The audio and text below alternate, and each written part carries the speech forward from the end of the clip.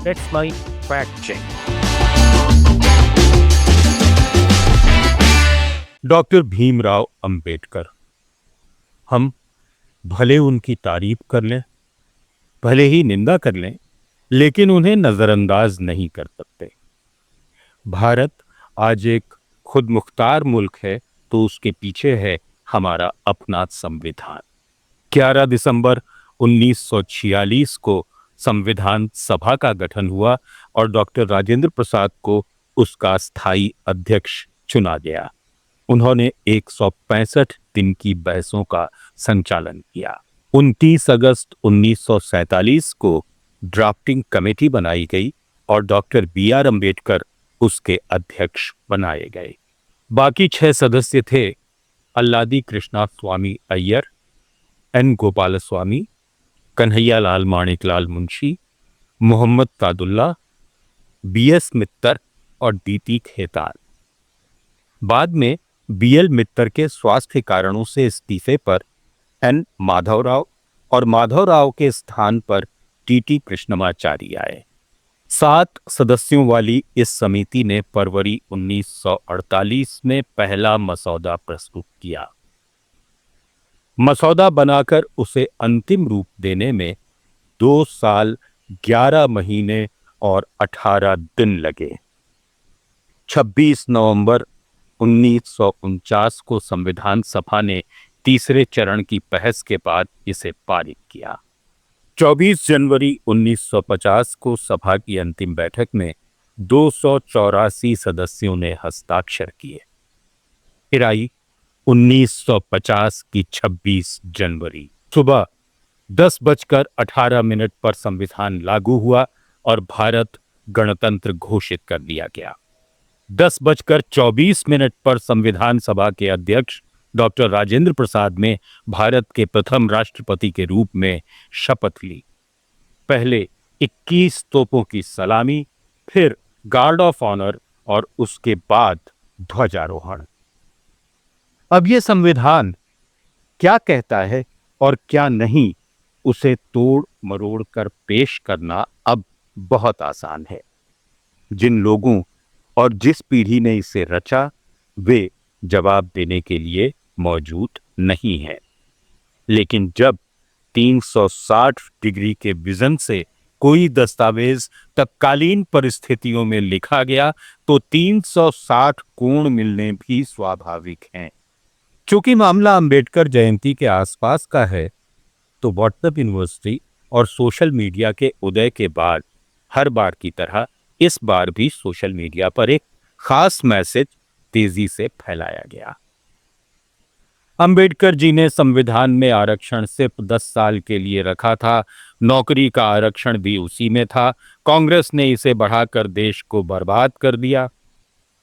हजारों लोग इसे शेयर करते हैं और अंबेडकर और कांग्रेस को कोसते हैं। लेकिन क्या यह सच है? बर्बाद किया या आबाद, अब ये विवेक पर निर्भर है। दस्तावेज खंगालिए, शायद हम इस मिथक को खोलकर रख समझ पाए। संविधान के मूल प्रावधान क्या थे? इसका मकसद क्या था? नौकरी के आरक्षण से इसका क्या लेना देना? और ये भ्रामक नैरेटिव क्यों और कैसे फैलाया जा रहा है? तथ्यों के साथ, संविधान सभा की बहस से लेकर आज तक के रिकॉर्ड के साथ। भारत का संविधान 26 नवंबर 1949 को अपनाया गया और 26 जनवरी 1950 को लागू हुआ। मूल 1950 के संस्करण में अनुच्छेद 334 में स्पष्ट लिखा गया है, Notwithstanding anything in the foregoing provisions of this part, the provisions of the Constitution relating to a. the reservation of seats for the scheduled castes and scheduled tribes in the House of the People and in the legislative assemblies of the seats shall cease to have effect on the expiration of a period of 10 years from the commencement of this constitution. इसका हिंदी अनुवाद है, इस भाग के पूर्ववर्ती प्रावधानों में किसी बात के होते हुए भी इस संविधान के वे प्रावधान जो लोकसभा और राज्यों की विधानसभाओं में अनुसूचित जातियों और अनुसूचित जनजातियों के लिए सीटों के आरक्षण से संबंधित हैं, संविधान के प्रारंभ से 10 वर्ष की अवधि समाप्त होने पर प्रभावी नहीं रहेंगे। यानी यह आरक्षण केवल संसद और विधानसभाओं में सीटों के लिए था, राजनीतिक प्रतिनिधित्व के लिए नौकरी या शिक्षा का जिक्र कहीं नहीं है। यहां एक साफ साफ फर्क समझना जरूरी है। सीटों का आरक्षण अनुच्छेद 334 सिर्फ राजनीतिक प्रतिनिधित्व के लिए था, ताकि दलित आदिवासी समुदाय की आवाज संसद और विधानसभाओं तक पहुंच सके। यह अस्थायी था क्योंकि संविधान सभा को उम्मीद थी कि 10 साल में सामाजिक समानता आ जाएगी। दूसरी तरफ नौकरी और शिक्षा का आरक्षण अनुच्छेद 16(4) और 15(4) बिल्कुल अलग है। इनमें कोई समय सीमा नहीं लगाई गई थी। ये स्थायी सामाजिक न्याय का हिस्सा हैं, ताकि सरकारी नौकरियों और कॉलेजों में पिछड़े वर्गों को समान अवसर मिल सके। दोनों को गलती से एक कर देना जानबूझकर किया जा रहा भ्रम है। संविधान सभा में 25 अगस्त 1949 को जब इस पर बहस हुई तो डॉक्टर B.R. अम्बेडकर ने खुद कहा, I personally was willing to have a much longer period for the scheduled castes. I would have liked to have a longer period, but the House was of the opinion that 10 years was enough. यानी मैं व्यक्तिगत रूप से बहुत लंबा समय चाहता था। अनुसूचित जातियों के लिए और भी लंबा समय उचित होता, लेकिन सदन के कुछ सदस्य 10 साल पर अड़े हुए हैं। इसका सबूत है संविधान सभा बहस खंड 9 25 अगस्त 1949। जाहिर है अंबेडकर ने 10 साल को अंतिम नहीं माना। अंबेडकर राजनीतिक आरक्षण पर भी समय सीमा के पक्ष में नहीं थे। 10 साल की सीमा सिर्फ राजनीतिक सीटों पर लगी थी, नौकरियों या शिक्षा पर नहीं। इन्हें जोड़ना जबरिया मिथक भर है जिसमें कोई सच्चाई नहीं है। यकीन नहीं आता तो ये पूर्ण पेपर लिंक देखिए। अब बात नौकरी के आरक्षण की। ये अनुच्छेद 16(4) से आता है। लिखा है, Nothing in this article shall prevent the state from making any provision for the reservation of appointments or posts in favor of any backward class of citizens which is the opinion of the state is not adequately represented in the services under the state. यानी इस अनुच्छेद में किसी भी बात के होते हुए भी राज्य किसी पिछड़े वर्ग के नागरिकों के पक्ष में नियुक्तियों या पदों के आरक्षण का कोई प्रावधान कर सकता है, यदि राज्य की राय में वो वर्ग राज्य के अधीन सेवाओं में पर्याप्त रूप से प्रतिनिधित्व नहीं रखता है। तो कहीं नजर आई कोई 10 साल की सीमा? बिल्कुल नहीं। तो स्वाभाविक सवाल है कि फिर इसे क्यों बढ़ाया जाता रहा। 1959 में 8वें संशोधन से 1975 तक, फिर 23वें, 45वें, 62वें, 79वें, 95वें और 2019 के 104 संशोधन में तो इसे 2020 तक बढ़ा दिया गया। हर बार सभी पार्टियां, कांग्रेस, बीजेपी, वामपंथी, सभी ने इसे एक मत से बढ़ाया। हालांकि अंतिम आदेश मोदी सरकार का था। उसे लगा कि सामाजिक आर्थिक पिछड़ापन अभी भी मौजूद है। नेशनल क्राइम रिकॉर्ड्स ब्यूरो के आंकड़े बताते हैं कि हर साल हजारों दलित आदिवासियों पर अत्याचार होते हैं। सरकारी नौकरियों में उच्च पदों पर उनका अनुपात अभी भी आबादी के अनुपात से कम है। तो कुछ कुछ समझ आने लगा कि आरक्षण का मतलब क्या था और इसे बना क्या दिया गया। विधायिका अलग है, सरकारी सेवा अलग। अब महत्वपूर्ण सवाल ये कि रह रहकर यह भ्रामक नैरेटिव क्यों फैलाया जा रहा है। यह जानबूझकर फैलाया जाता है। कुछ लोग आरक्षण को मेरिट का दुश्मन बताकर ऊपरी जातियों में गुस्सा भड़काते हैं। अंबेडकर और कांग्रेस को जिम्मेदार ठहराकर अपना राजनीतिक एजेंडा चलाते हैं। असल मकसद है सामाजिक न्याय की पूरी व्यवस्था को कमजोर करना। अब जब तक संविधान बदला नहीं जाता, उसकी मूल भावना यही रहेगी कि सबको सबका वाजिब हक मिले। अब यह सवाल भी बाज़े वक्त जायज लगता है कि मुखालफत के लिए इतना शोरगुल क्यों और यह खतरनाक क्यों है। भावना समझनी होगी कि आज देश में आरक्षित या आदिवासी वर्ग के लोग राष्ट्रपति कैसे बन सके।